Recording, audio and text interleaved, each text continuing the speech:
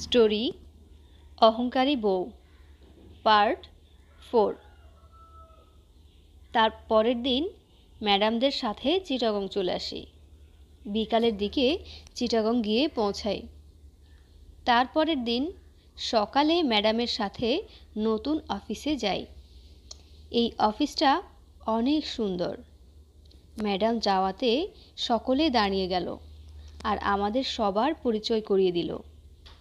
সেদিন অফিসে ভালোই কাটলো। এখানে এসে আজ অনেক কাজ করেছি, তাই হোটেলে গিয়ে আমার রুমে শুয়ে পড়লাম। শুয়ে শুয়ে ভাবতে লাগলাম অহনার কথা। এরকম আমার সাথে কেন করলো? আমার জীবনটা নিয়ে এরকম করতে পারলো? আমি তো কোনো দিন অহনার সাথে অন্যায় কিছু করিনি। তাহলে কেন আমাকে মিথ্যাভাবে বিয়ে করে এখন তার ভালোবাসার মানুষের কাছে চলে যাচ্ছে? কয়েক ফোঁটা জল চোখ দিয়ে বাহির হলো। কি ব্যাপার মিস্টার রোহান, শুয়ে রয়েছেন যে? আমি ম্যাডামকে দেখে চোখের পানিটা মুছে ফেলি, কিন্তু ম্যাডাম সেটা দেখে ফেলে। কি হয়েছে আপনার? আপনি কান্না করছেন কেন? কই ম্যাডাম, চোখে কি যেন গিয়েছে, তাই তার জন্যে চোখে পানি এসেছে। ওহো, আমি তাহলে মনে হয় কানা, তাই না? না ম্যাডাম, কানা কেন হবেন? তাহলে চোখের জল কেন, কিসের জন্য মন খারাপ জানতে পারি? না ম্যাডাম, এমনি, বললাম না কিছু গেছিল চোখে। না না, আপনাকে কালকে থেকেই দেখছি যে মন খারাপ। কোনো সমস্যা থাকলে আমাকে বলতে পারেন। কিছু না ম্যাডাম। ওকে, না বললে এখন ধরেই নিই চোখে কি গেছে। আর চলুন ডিনার করবেন। চলুন ম্যাডাম।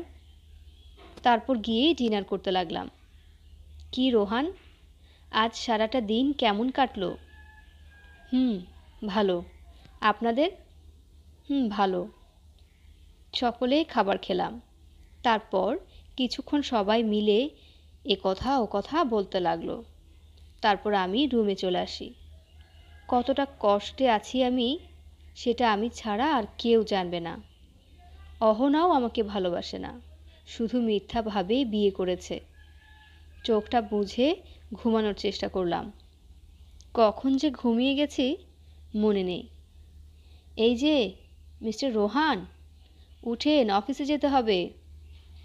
আমি তখন চোখ খুলে দেখি ম্যাডাম আমার পাশে বসে আমার মাথায় হাত দিয়ে চুলগুলো মুঠো করে ধরে আছে আর আমাকে ডাকছে। আমার তখন অনেক ভালো লাগছিল। আজ পর্যন্ত আমাকে এমন করে কেউ ঘুম ভাঙায়নি। কি, আমার দিকে এইভাবে তাকিয়ে কি দেখেন? ওঠেন। না মানে, আমাকে এর আগে তো কেউ এরকম করে ঘুম থেকে জাগায়নি, তাই আসলে আপনি যে আমার মাথাটা মুঠো করে ধরে আছেন, খুব আরাম লাগছে। ম্যাডাম আমার কথায় একটু লজ্জা পেল। মুখটা লাল হয়ে যাচ্ছে ম্যাডামের। আমি তখন উঠে পড়লাম। আচ্ছা, একটা কথা বলি। বলুন। আর অনুমতি নিতে হবে না। তুমি রাতে কি কান্না করেছো, নাকি তোমার চোখের নিচে পানি শুকিয়ে আছে আর চোখটা লাল বর্ণ ধারণ করেছে? না ম্যাডাম, এটা এমনিই হয়েছে। আচ্ছা, আমাকে কি তোমার পর মনে হয় যে সব কথা এড়িয়ে যাও? আরে কি যে বলেন না ম্যাডাম, চলুন চলুন, দেরি হয়ে যাচ্ছে তো। চলো। সকালে রেডি হয়ে নাস্তা করে বের হলাম অফিসের দিকে। অফিসে এসে কাজে লেগে গেলাম। বিকালের দিকে অফিস ছুটি হলো। সবাই হোটেলে আসতে লাগলাম। হোটেলে এসে আমি আমার রুমে আসলাম। অহনার কথা খুব মনে পড়ছে। অহনাকে এই কয়দিনে অনেক ভালোবেসে ফেলেছি। কেমনে আমি অহনাকে ভুলে যাই?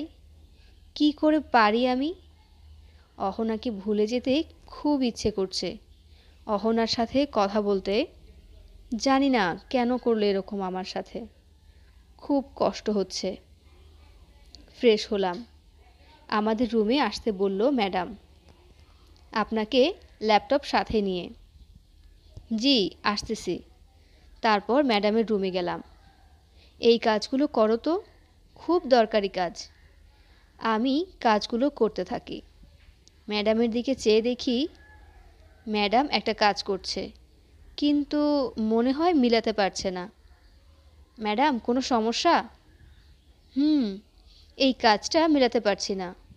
দেখি, এদিকে দেন ল্যাপটপটা, আমি মিলাতে পারি কি না। এই নাও। আমি নিয়ে দেখতে লাগলাম। আসলেই কাজটা খুব কঠিন। কিছুক্ষণ ভাবলাম, তারপর মাইক্রোসফট আউটলুক দিয়ে কাজটা করলাম। তুমি তো দেখছি অনেক কিছু পারো।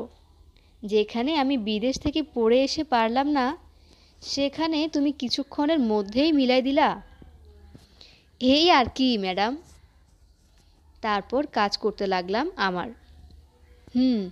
হয়েছে, এখন চলো সকালে ডিনার করতে। ডিনার করে আমি আমার রুমে আসলাম। ম্যাডাম অফিসে যদিও একটু কড়াভাবে থাকে, কিন্তু এমনিতেই অনেক ভালো। কি সুন্দর মনটা তার।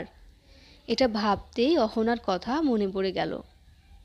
খুব কষ্ট হয় অহনার কথা মনে পড়লে। ভালো লাগছে না, তাই ছাদে গেলাম। গিয়ে দাঁড়িয়ে রয়েছি।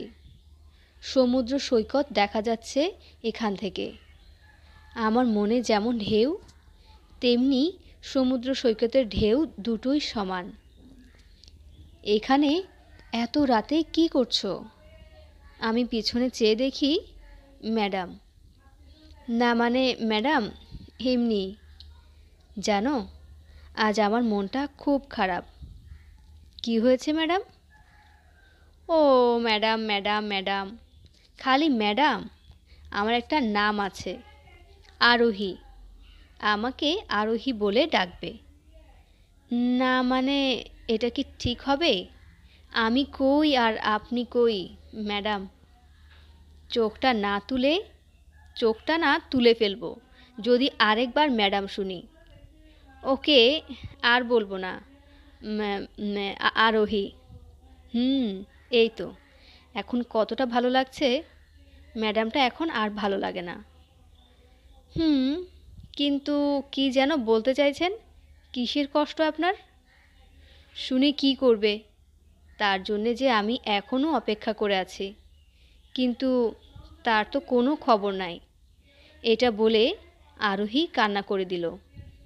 খুব খারাপ লাগলো ম্যাডামের কথাটাকে। কে এমন করেছে যে ম্যাডাম কান্না করে দিল শুধু একটি কথাতেই? আমি তখন আরোহী ম্যাডামের কাছে গিয়ে হাতটা ধরে একটা বসার জায়গায় আছে সেখানে গেলাম। গিয়ে বসলাম। আর আমি বসলাম, বসে ম্যাডামের চোখের পানিটা মুছে দিলাম। কান্না করবেন না। আরোহী আমার দিকে তাকিয়ে আছে এক ধ্যানে। তুমি কে? তোমাকে আমার খুব কাছের কেউ মনে হচ্ছে। আমি এখন আপনার বন্ধু। যা কষ্ট আছে আপনার মনে, আমাকে বলতে পারেন।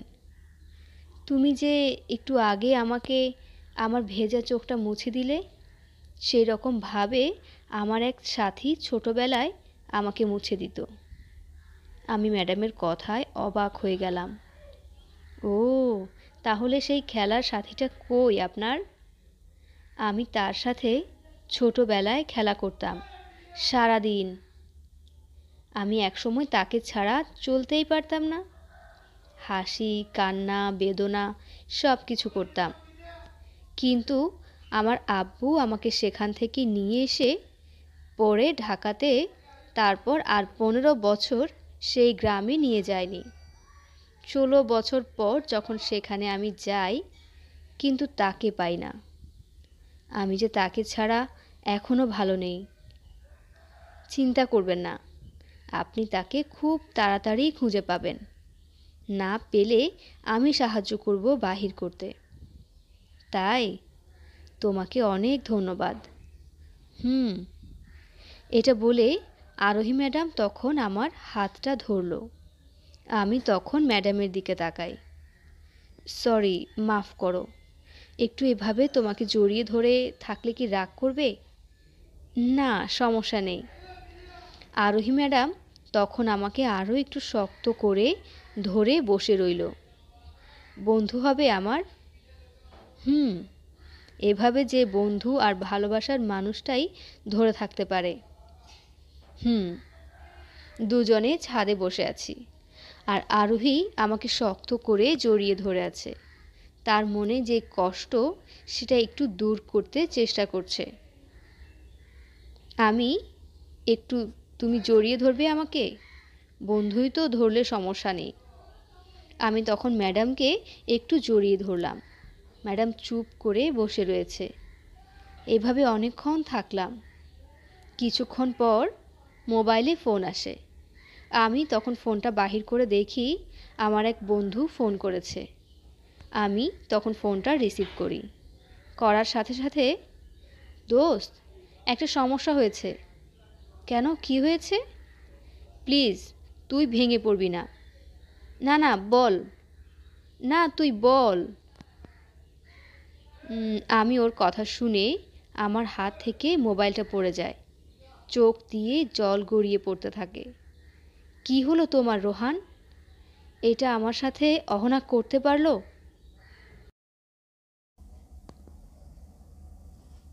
স্টোরি অহংকারী বউ, পার্ট 5।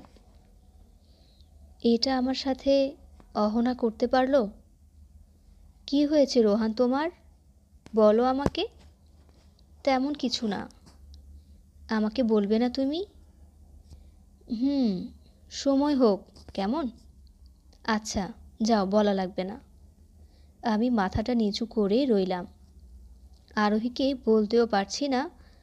আর কিছুক্ষণ পর আরোহী চলে গিয়ে শুয়ে পড়া যাক। চলো। তারপর ছাদ থেকে নেমে রুমে গিয়ে শুয়ে পড়লাম। আরোহী তার রুমে গিয়ে শুয়ে পড়ল। অহনার মুখটা শুধু চোখের সামনে ভেসে উঠছে। অহনা আমাকে ঠকাতে পারলো? রাতে আর ঘুমাতে পারলাম না। পুরোটা রাত না ঘুমিয়ে কাটিয়ে দিয়েছি। রোহান, রোহান, এই রোহান, ওঠো। আরোহী চেয়ে দেখে যে রোহানের চোখে পানি এখনও আছে, যে পানি এখনও শুকিয়ে যায়নি। রোহান কিসের জন্য এমন করে সারা রাত কান্না করে? কোন কারণে? আমাকে আজ জানতেই হবে রোহানের কাছ থেকে। আরোহী তখন পাশে বসে রোহানের মাথায় হাত রাখে, আর রোহানের অতি কাছে গিয়ে ডাক দিতে থাকে। আমি চেয়ে দেখি যে আরোহী ম্যাম আমার অনেক কাছে এসে পড়েছে। আমার চোখ খোলা দেখে, আচ্ছা, তুমি সারা রাত না ঘুমিয়ে থেকে এরকম কান্না কেন করো? আরে না, কী সব বলেন, আমি কান্না করতে যাব কেন? চুপ, একদম চুপ। আমাকে বোকা পেয়েছো? আমি বুঝি না? নাকি আজকেও বলবা চোখে কিছু একটা গিয়েছে? আরে না, আমার এরকমই, চোখ দিয়ে পানি বের হয়। এটা বলে উঠে পড়লাম। কিন্তু আরোহী আমাকে উঠতে দিল না। আমি উঠতে যাব, তখন আরোহী আমাকে টান দেয়। আমি শুয়ে পড়ি। আর আরোহী ঠিক থাকতে পারে না, সোজা আমার উপর পড়ে যায়। আমি আরোহীর দিকে, আরোহী আমার দিকে, দুজনে দুজনার দিকে চেয়ে রয়েছি। আমি একটু নড়ে উঠলাম। আর সরি, মাফ করবেন, ব্যথা পান নাই তো? আরে, তুমি কেন সরি বলছো? বলবো তো আমি, আমার জন্যই তো এমন হলো। না মানে, এখন তো তাহলে সরেন। না, আমি সরব না। এটা বলে আমাকে জড়িয়ে ধরল। এই, কি করছেন কি ম্যাডাম? ছাড়েন আমাকে। ওই, আমি একটা মেয়ে, মেয়ে হয়ে ছাড়তেছি না। আর তুমি ছাড়ার জন্যে উঠে পড়ে লেগেছ কেন?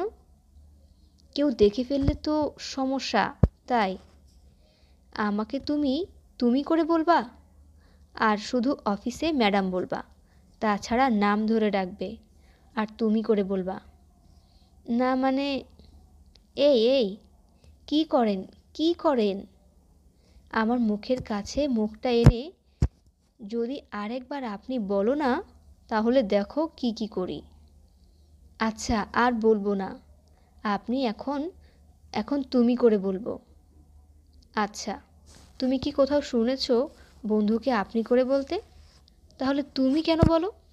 আবার যদি বলো, দেখো কি করি। আচ্ছা, আর বলবো না। এইবার তো আমার উপর থেকে ওঠেন। বলেই আমি জিহ্বায় কামড় দিলাম। আরোহী আমার থেকেই উঠে পড়ল, আর কোনো কিছু না বলে রুম থেকে চলে যেতে লাগলো। আমি আরোহীর হাতটা ধরলাম। এই, প্লিজ রাগ করো না। আর এই যে, আপনি বলাটা অভ্যাস হয়ে গেছে, তাই তো মিস্টেক হয়ে যায়। ক্ষমা করে দাও না এবার, আর বলবো না। আচ্ছা, তুমি কি আমাকে বন্ধু ভাবো, নাকি যে তুমি করে বলবা? সত্যি মাফ করে দাও, আর হবে না। এই শেষবার, মনে থাকে যেন। আর কিন্তু কোনো সুযোগ নেই। এবার চলো ফ্রেশ হও, আর নাস্তা করবো তো। ফ্রেশ হয়ে আসো এখনই। আমি তাড়াতাড়ি ফ্রেশ হতে গেলাম। ফ্রেশ হয়ে এসে, বলো আরোহী। এই তো গুড বয়, চলো। দুজনে গেলাম নাস্তা করতে।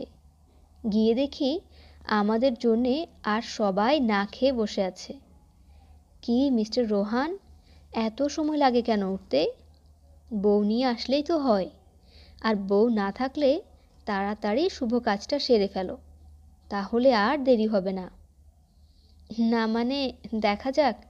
তোমরা এখন শুরু করো কেমন? হুম। সবাই খাবার খেতে লাগলাম। খাওয়া শেষে আমার রুমে গেলাম। গিয়ে অহনার নাম্বারে ফোন দিলাম, কিন্তু ফোনটা বন্ধ। তাই অহনার ভাইকে ফোন দিলাম। হ্যালো দোস্ত, কেমন আছিস? ভালো। তুই?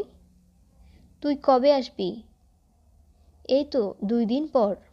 কাজ শেষ হয় নাই, আর 2 দিন সময় লাগবে। তোর সাথে আমার অনেক একটা দরকারি কথা আছে। তুই এসে আমার সাথে দেখা করবি। দেখা করব। তাহলে রাখলাম। আচ্ছা। আমি ফোনটা কেটে দিলাম। কি এমন দরকারি কথা বলবে রাসেল আমাকে? জানি না কি বলবে। অফিসে যাব তাই রেডি হলাম। রোহান, হয়েছে তোমার? তাহলে চলো। হয়েছে, চলো। তারপর সকলে মিলেই অফিসে গেলাম। বিকালে আমি কাজ করে সকল ফাইল নিয়ে আরোহী ম্যাডামের কাছে গেলাম। গিয়ে দেখি যে আরোহী বসে আছে। ম্যাডাম, এগুলো যদি সাইন করে দিতেন। আরোহী সবগুলো ফাইল সাইন করে দিল। কেমন কাটলো দিনটা? ভালো। আর শুনো, আজকেই প্রায় শেষ হতো কাজটা, কিন্তু কালকে দুপুর পর্যন্ত কাজ করা লাগবে, ঠিক আছে? এবার চলো বাসায় যাই, আর দোলাদের সবাইকে ডেকে আনো। ম্যাডাম, আমরা এসে পড়েছি, চলেন। তারপর সকলে মিলে বাসায় আসলাম। রোহান, কালকে আমরা সবাই অফিস ছুটির পর সমুদ্র সৈকত দেখতে যাব, কেমন হবে? তাহলে তো ভালোই হবে। আচ্ছা, যাবনি। কেমন? গুড। তাহলে ফ্রেশ হও। আমিও গিয়ে ফ্রেশ হই। ফ্রেশ হয়ে বসে রয়েছি। রোহান, এখানে আসো, ম্যাডাম ডাকে। আমি ম্যাডামের ওখানে গেলাম। গিয়ে দেখি ম্যাডাম ল্যাপটপ দিয়ে কাজ করছে। আমি যাওয়াতে, এই কাজগুলো করো তো রোহান। এগুলো শেষ করলেই আমাদের কাজ প্রায় 95% শেষ হবে। এটা বলে আমি ল্যাপটপ দিয়ে কাজ করতে থাকি। কাজ করতে করতে রাত প্রায় 10টা বেজে গেছে। চলো সবাই, ডিনার করবে। এটা বলে সবাই ডিনার করতে গেলাম। কাজ করতে করতে অনেক খিদে লাগছে। গিয়ে সবাই খেয়ে নিলাম। তারপর আমি আমার রুমে চলে আসি। এসে বিছানায় শুয়ে পড়ি। আজ কয়েকদিন হলো অহনার সাথে কথা হয় না। আর অহনা আমাকে ছেড়ে অন্য জনকে নিয়ে ব্যস্ত আছে। একটুও আমাকে বুঝলো না। এটা ভেবেই চোখ দিয়ে পানি বের হচ্ছে। কারো কোমল হাত আমার চোখের পানি মুছে দিল। আমি তাকিয়ে দেখি আরোহী আমার চোখের পানি মুছে দিল। তুমি সব সময় কান্না কেন করো? আমাকে তো বলো কিসের জন্যে কান্না করো। আচ্ছা, তোমাকে সব বলবো। আর কয়েকটা দিন পর বলি, প্লিজ জোর করো না। আচ্ছা, কিন্তু তুমি কান্না করলে না আমারও অনেক কষ্ট হয়। আচ্ছা, আর করব না। অনেকক্ষণ দুজনে বসে কথা বললাম, তারপর ঘুমিয়ে গেলাম। সকালে উঠে ফ্রেশ হয়ে নাস্তা করে অফিসে গেলাম। অফিসে কাজ শেষ করলাম। সবাই আমাদের অভিনন্দন জানালো। আমাদের সকলের কাজ ভালো। সব কিছু শেষ করতে করতে 2টা বেজে গেল। তখন সবাই অফিস থেকে বের হয়ে এসে ফ্রেশ হতে আসি। তারপর খাবার খেয়ে সমুদ্র সৈকত দেখতে যাই। বিকেলে সমুদ্র সৈকত দেখার মজাই আলাদা। সূর্য মামাটা ডুবতে শুরু করেছে আর সমুদ্রের পানির ঢেউ আসছে। দেখলেই মনটা ভরে যায়। আরোহী আমাকে শক্ত করে ধরে আছে হাতটা। বিশাল বড় একটা ঢেউ আসলো। আরোহী ভয় পেয়ে আমাকে জড়িয়ে ধরলো। কিন্তু যখন ঢেউটা চলে গেল তখন তাকিয়ে দেখি শুধু আরোহী না, সকলেই আমাকে সব দিক দিয়েই জড়িয়ে আছে। তারপর সকলেই আমাকে ছেড়ে দিল। চলো না সকলে মিলে মার্কেটে যাই, অনেক কিছু কিনবো। চলো। মেয়েরা সবাই তো সেই খুশি। তারপর সকলে মার্কেটের দিকে যেতে থাকি। কিন্তু যাওয়ার সময় একটা ছেলে আমাদের পথ আটকায়। আরোহী ছেলেটাকে দেখে আমাকে জড়িয়ে ধরে। ভাব, ভালোই তো পারিস তুই। আজকে তোকে কে বাঁচাবে আরোহী? আরোহী তখন আমাকে জড়িয়ে ধরে আর বুকে কান্না করে দেয়। ছেলেটা জোর করে আরোহীর হাত ধরে আর টানতে থাকে। আজ তোকে দেখ কি করব। তুই তার জন্যে পস্তাবি। তোকে আজ আমি নিয়ে। আমার মাথায় রাগ উঠে পড়ল। আমি ছেলেটাকে একটা লাথি মারলাম তখন। আমার সামনে আমার বন্ধুর গায়ে হাত দেওয়া? ভালোই তো জুটিয়েছিস তুই। আর তুই কে রে? ওকে আমাকে দিয়ে তুই এখান থেকে ফুট। যদি না দেই, এই যে এটা দিয়ে পেট ফুটো করে দেব ছুরি বাহির করে। আমি তখন ছেলেটাকে আর একটা লাথি মারি। তখন ছেলেটা পড়ে যায় আর উঠে আমার কাছে আসে। আমি আরোহীকে ছেড়ে ছেলেটাকে মারতে যাই। তখন ছেলেটা আমাকে ছুরি দিয়ে আঘাত করে, যার ফলে অনেকটুকু কেটে যায়। আরোহী তখন